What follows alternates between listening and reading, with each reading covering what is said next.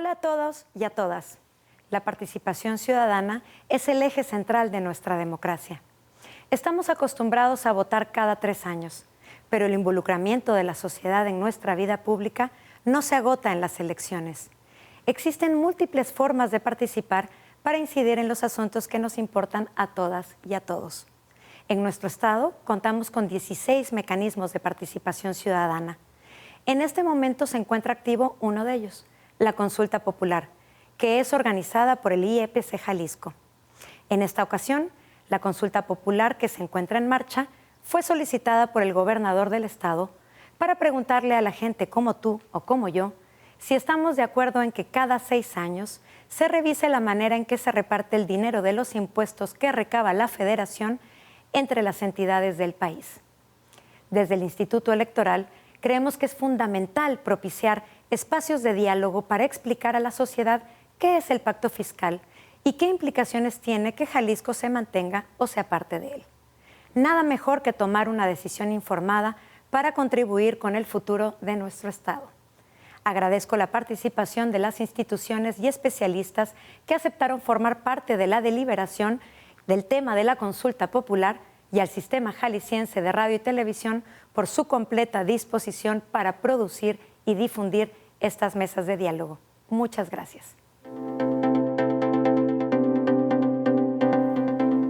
Hola, ¿qué tal? Bienvenidas y bienvenidos a este programa especial con motivo de esta consulta por el pacto fiscal que se está llevando aquí en Jalisco durante estos 4 fines de semana y que estará finalizando el próximo 19 de diciembre. Por tal motivo, aquí por supuesto en el Sistema Jalisciense de Radio y Televisión, en coordinación con el Instituto Electoral y de Participación Ciudadana, estamos realizando esta serie de programas en donde le vamos a estar exponiendo diferentes temáticas para que usted pueda participar en esta consulta ciudadana con toda la información sobre este tema. Por ese motivo, en esta ocasión, saludamos a los especialistas que nos acompañan en este espacio. Por principio de cuentas, saludamos a David Gómez Álvarez, académico de la Universidad de Guadalajara. ¿Qué tal? Bienvenido. Muchas gracias.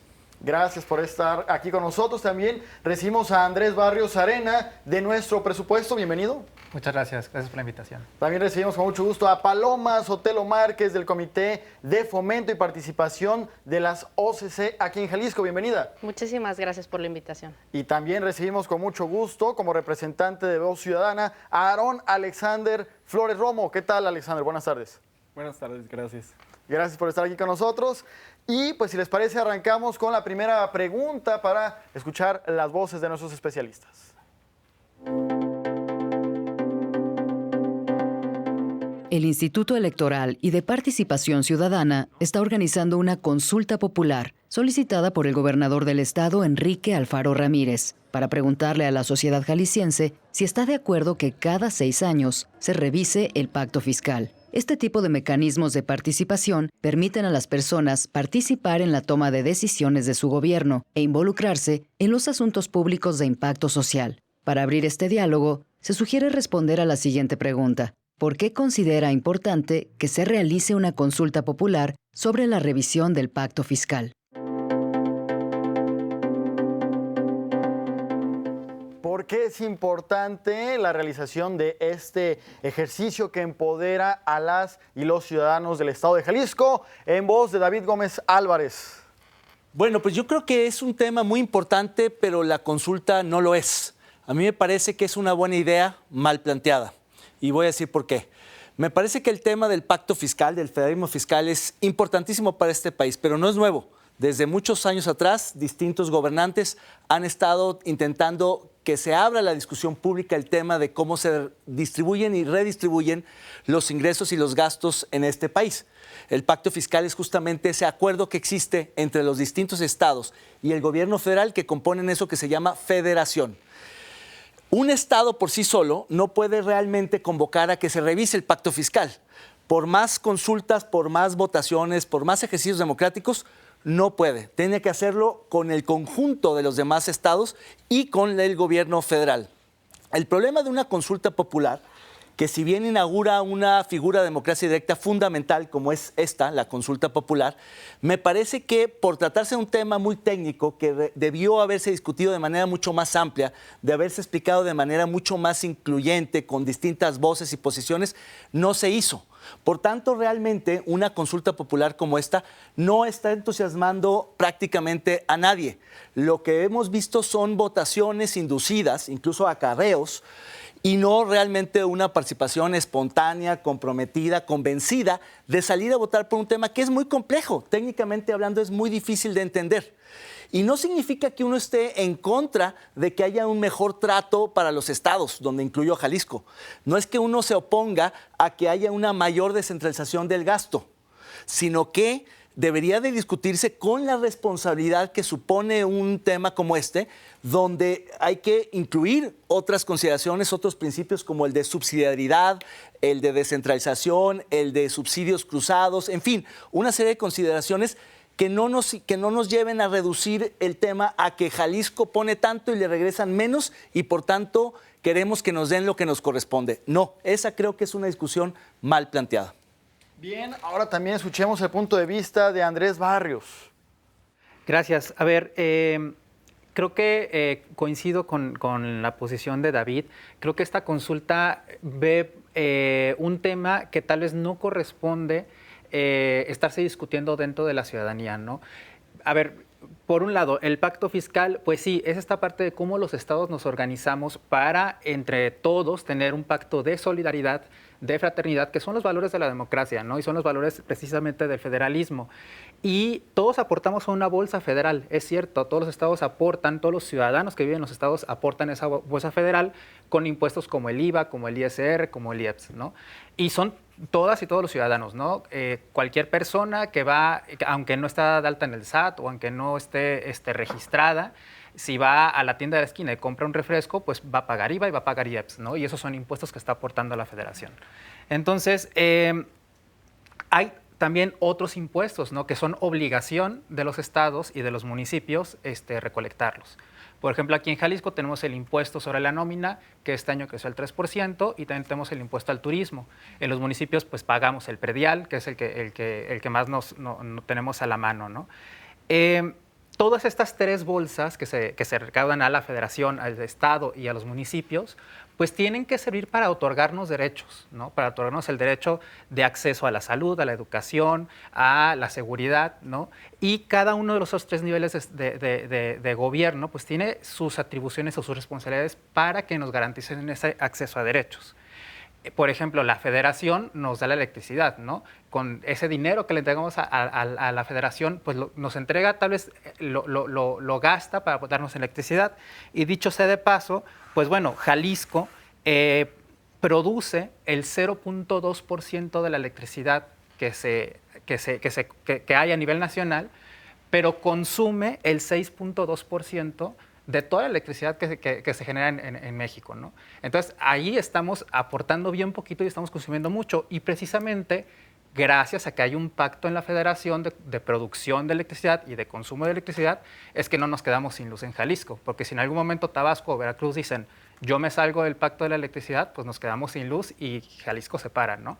Entonces, precisamente, estas bolsas federales sirven pues para que como federación nos pongamos de acuerdo en cómo es que vamos a acceder a nuestros derechos, ¿sí? Entonces, creo que estamos dejando fuera de la discusión en esta consulta lo que es local, ¿sí? Que es precisamente lo que los jaliscienses tenemos en nuestras manos, cómo decidir, cómo repartirnos el dinero que genera Jalisco y que genera los municipios. Y aquí, por ejemplo, hay una inconsistencia, porque el Salto, el municipio del Salto, que está aquí dentro del área metropolitana de Guadalajara, produce el 7.6% del PIB, del Producto Interno Bruto del estado de Jalisco. Pero a la hora de hacer la repartición de las participaciones municipales, solamente recibe 1.37, ¿no? Entonces, ese mismo discurso que estamos manejando de que es una injusticia y que la ciudadanía está entendiendo que es una injusticia lo que sucede a nivel federal, pues no lo estamos aplicando a nivel estatal, ¿no? Y a ver, y aquí quiero pararme en un punto que se me hace muy importante.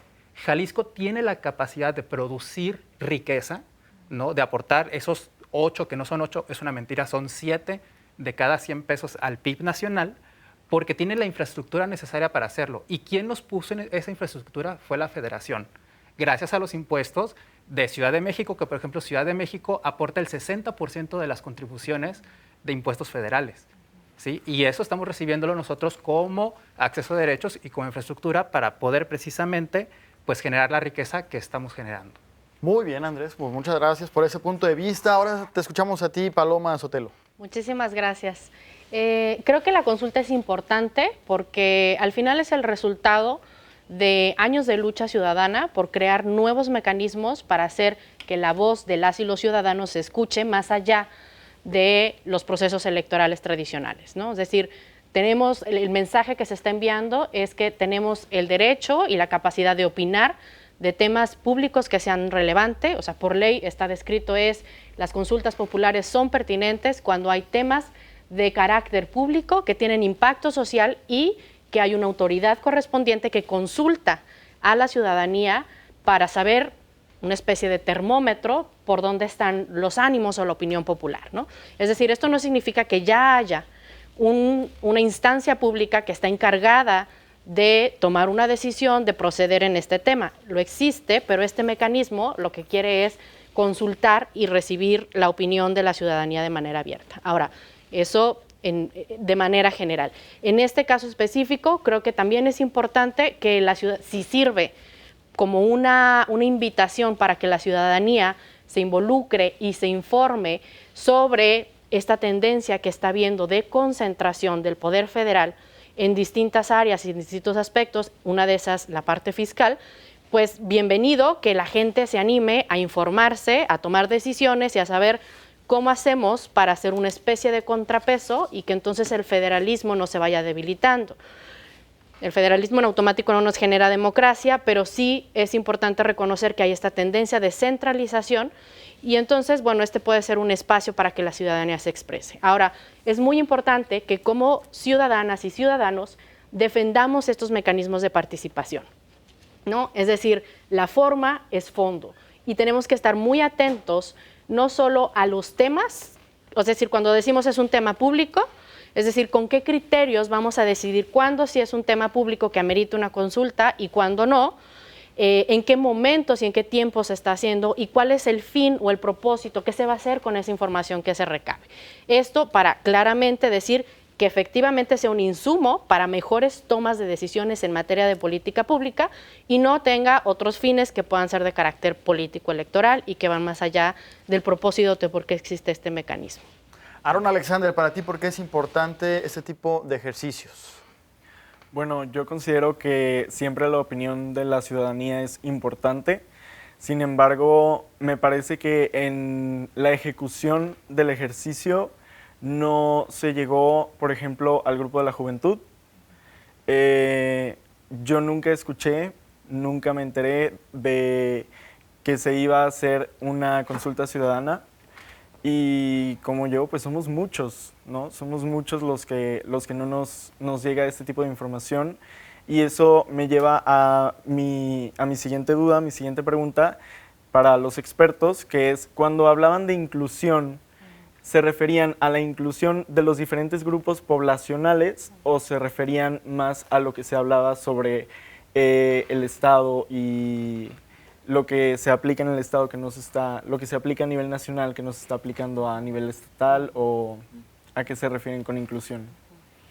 Bueno, yo lo tomé como la inclusión de distintos temas y de distintos criterios para una discusión más completa. El problema de abordar el federalismo fiscal desde una sola perspectiva es que se sesga esa discusión y se excluyen ciertos temas. Me parece que para entrarle en serio al fondo, y soy un convencido federalista, o sea, no es un tema nuevo, insisto, es un tema añejo, pero hay maneras de abordarlo. Y yo diría, es que tenemos que abordar, por ejemplo, el esfuerzo fiscal que realizan gobernadores y alcaldes. ¿Qué tanto ponen de su parte? ¿Qué tanto están dispuestos a asumir el costo político de cobrar impuestos locales? Pongo un ejemplo que lo ha trabajado nuestro presupuesto. El impuesto a la tenencia vehicular, que más o menos representaría para Jalisco entre 4.500 y 6.000 millones de pesos. Mucho más que lo que se está pidiendo para ciertos rubros o ciertas obras. Y sin embargo no se cobra porque popularmente es muy costoso. Pero también hay que reconocer que este gobierno está aumentando el impuesto sobre la nómina, que lo está poniendo al parejo con otras entidades, que más o menos va a ir del 2 al 3% general de la tasa.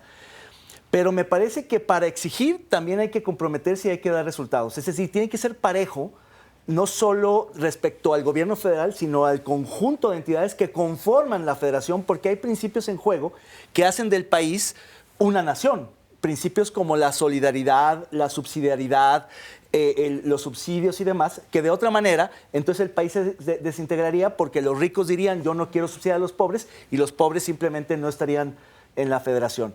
Pero me parece que esa inclusión tiene que ver con levantar la mirada y ver al país en su conjunto y no necesariamente la parcela que te toca. Yo estoy de acuerdo con la compañera en cuanto a la importancia de la figura de democracia directa que es la consulta popular. Estamos inaugurando una figura.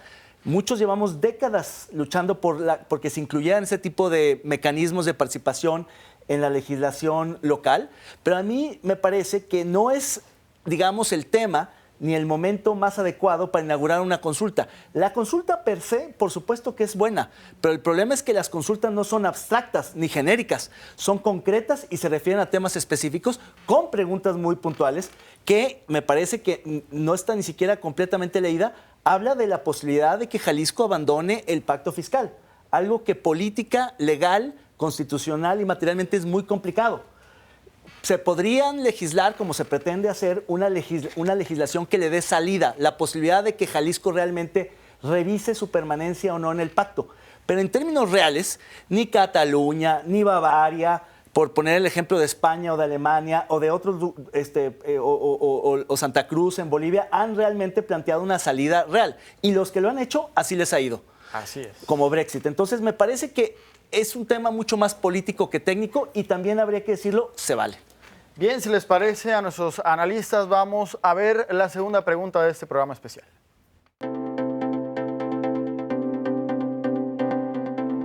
El tema de la consulta popular busca conocer si las y los jaliscienses están de acuerdo en que cada 6 años se revise el pacto fiscal. Pero, ¿qué es el pacto fiscal? Es el acuerdo entre los estados y la federación para establecer los impuestos que deben cobrarse en cada nivel de gobierno y la forma en que se repartirán esos recursos. Dado que se trata de un ejercicio en el que pueden participar adultos y menores de edad, el Consejo de Participación Ciudadana y Popular para la Gobernanza del Estado de Jalisco aprobó 2 preguntas para esta consulta popular. Para continuar el diálogo, se propone responder a esta pregunta. ¿En qué le afecta a la ciudadanía el pacto fiscal y su posible revisión o no?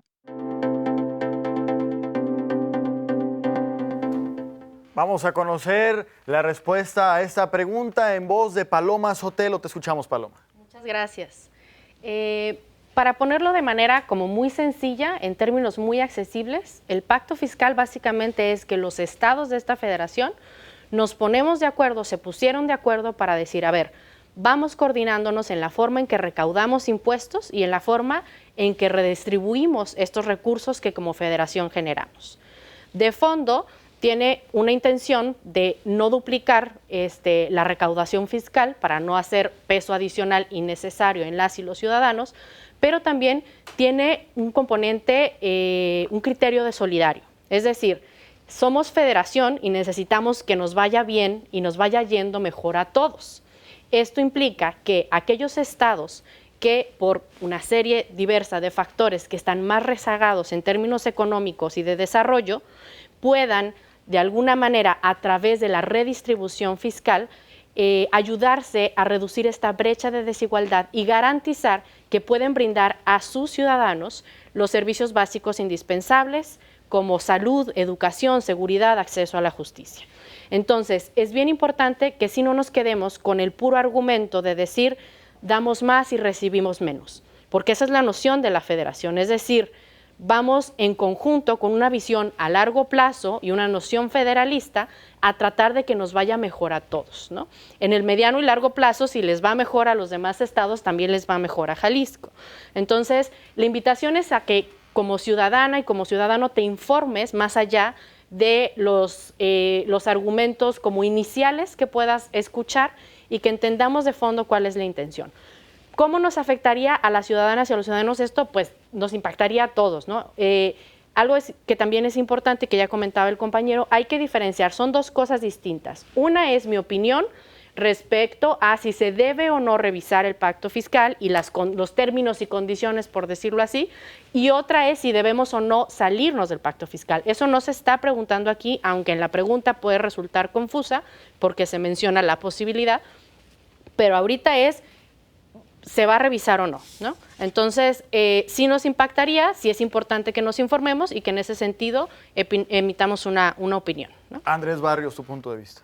Gracias. A ver, creo que hay algo que es bien importante entender dentro de esta pregunta, y es que los recursos que nos regresa la federación, que es el gasto federalizado, así se llama, no es un capricho del gobernante en turno, no es un capricho del presidente, sino que son una ley. Es una ley que tiene fórmulas matemáticas y el resultado de esas fórmulas matemáticas es lo que se nos regresa a cada uno de los estados, ¿no? Que no es que se nos regrese, sino es el gasto federalizado que la federación va a ejecutar en cada uno de los estados, ¿sí? Entonces, esto no es un capricho ni es no es por hacer una descentralización, ¿no?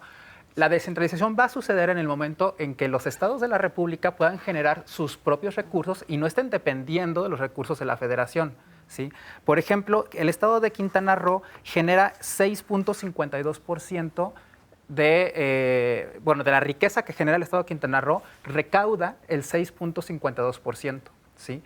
Jalisco, de toda la riqueza que genera el estado, solamente recauda 1.1%, ¿sí? Entonces en Jalisco, pues sí, generamos mucha riqueza, pero como estado somos muy malos para poder traernos a las arcas del estado parte de esa riqueza que nos va a servir pues, para acceder a salud, a educación y pues a todos los servicios y a todos los derechos que por ley debemos de acceder, ¿no? Entonces, para que nos demos una idea, en aquellos países que nos gusta luego compararnos como Alemania, como Finlandia, como Francia, ellos recaudan alrededor entre el 11 y 12% local, ¿no? Lo que correspondería a Jalisco, ¿no? Y federalmente recaudan un 11 o 12% de la riqueza generada, ¿no? Aquí la federación, de toda la riqueza que se genera, que es precisamente esos impuestos del IVA, el IEPS, recauda el 14% de la riqueza generada y los estados solamente el 1%, ¿no? Entonces, aquí la verdad es que quien no está generando recursos es el Estado, ¿no? Y eso, ¿cómo nos va a afectar como ciudadanía? Pues bueno, es cómo vamos a acceder a nuestros derechos. Vamos a estar dependiendo de que la federación haga toda la chamba de recaudación para que luego las fórmulas matemáticas nos digan cómo es que se nos va a dar parte de ese dinero para ejercerlo dentro del Estado, o queremos que Jalisco tenga su propia independencia financiera para poder atender a la población de Jalisco, ¿no? Entonces, creo que ese es un punto muy central que debemos estar discutiendo. David Gómez Álvarez. Sí, Andrés hacía una anotación que me parece fundamental y hay que distinguirla con toda claridad. Una cosa es la riqueza que produce un estado como Jalisco y otra es la recaudación que hace el estado de Jalisco. Son cosas muy distintas. Jalisco es un estado rico que recauda poco. Quintana Roo es un estado menos rico, pero que recauda mucho, entre otras razones por el impuesto a las habitaciones por turismo. Hay otros que tienen la parte petrolera, hay otros que tienen distintos factores que por eso la recaudación es muy variable. El punto es que, insisto, tenemos que verlo en conjunto, de manera integral, porque si bien es cierto que hay una altísima centralización en este país, el gobierno federal gasta una proporción enorme del gasto total de este país, habría que descentralizarlo más a estados y municipios. También es cierto que los estados y municipios históricamente, y tenemos que hacernos cargo de lo que han hecho los anteriores gobernantes, gastan muy mal, son muy ineficientes para gastar. Ha habido un festín de la corrupción entre todos estos gobernadores que se fugaron, que se encarcelaron y demás, y por eso hay una recentralización del gasto de manera, en este momento, muy autoritaria, en mi opinión. Pero eso no significa que también los gobernantes actuales, gobernadores y alcaldes, tengan que hacer un esfuerzo adicional por decir, yo exijo más gasto, pero también me comprometo a recaudar mejor. Yo voy a gastar mejor de lo que me pases, pero también voy a ser solidario con mi vecino, que no tiene esas mismas capacidades por carecer de infraestructura tributaria. No digamos de infraestructura productiva, simplemente las recaudadoras estatales no podrían hoy hacerse cargo ni del IVA ni del ISR. Esa es una ficción, pero tampoco nos vayamos a Escandinavia. Brasil recauda más o menos 24% del PIB. mientras que en México estamos en el 14, es decir, hay un espacio fiscal, una capacidad para crecer impuestos en todos los ámbitos enorme. El problema de este país es que ningún gobernante, ni López Obrador, ni Alfaro, ni los alcaldes se animan a aumentar los impuestos porque políticamente es impopular. Pero eso es lo que tendremos que estar haciendo para salir de la crisis, para igualar oportunidades, para otorgar derechos. Lo que todo el mundo es la rebatinga por el gasto, pero hay pocos en que se comprometen a hacer un mejor ejercicio de la recaudación de los impuestos. Si les parece, vamos a conocer la tercera pregunta.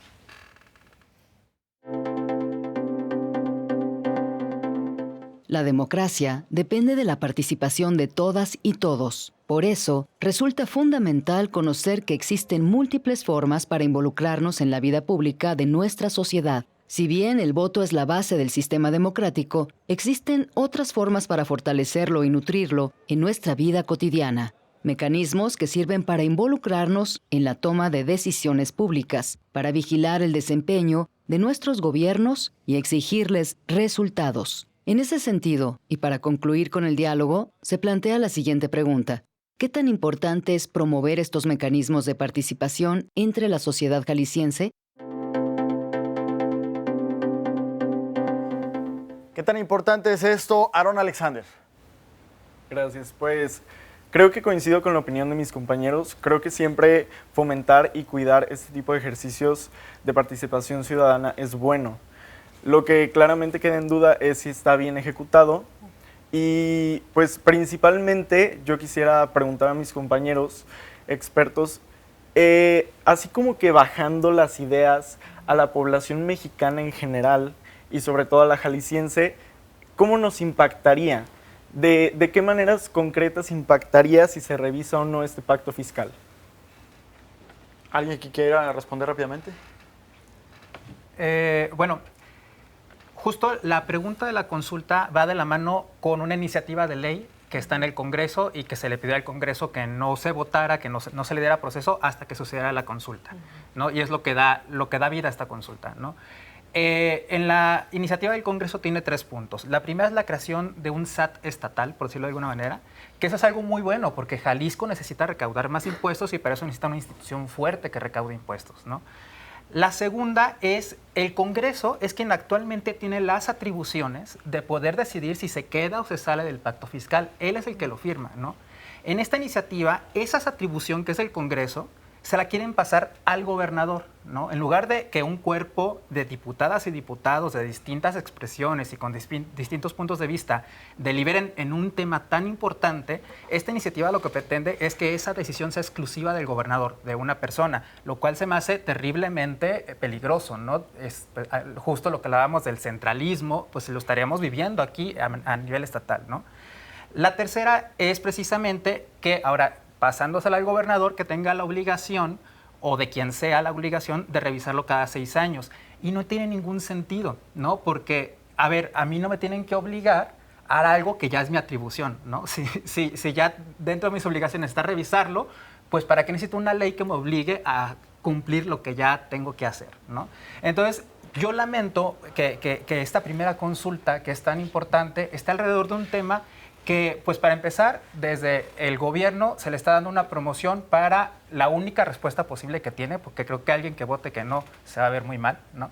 Entonces, lamento que esta consulta realmente no se esté aprovechando para realmente preguntarnos sobre temas de trascendencia y medir el sentimiento de la población, porque aquí lo único que se está midiendo pues es el músculo de la población, a ver qué tanto obedece o no a una política del gobernador, ¿no? Entonces, creo que se está desvirtuando mucho el uso de la consulta popular y pues eso es cómo nos afectaría, ¿no? Nos afectaría pues en centralizar más las decisiones. Bien, pues ahí tienen ustedes estos diferentes puntos de vista. Agradecemos a los 4 panelistas que hoy estuvieron con nosotros en este espacio especial que hemos organizado con muchísimo gusto aquí en Jalisco TV en coordinación con el Instituto Electoral y de Participación Ciudadana de este estado. No nos queda más que agradecerle. David Correa Aldrete se despide de usted.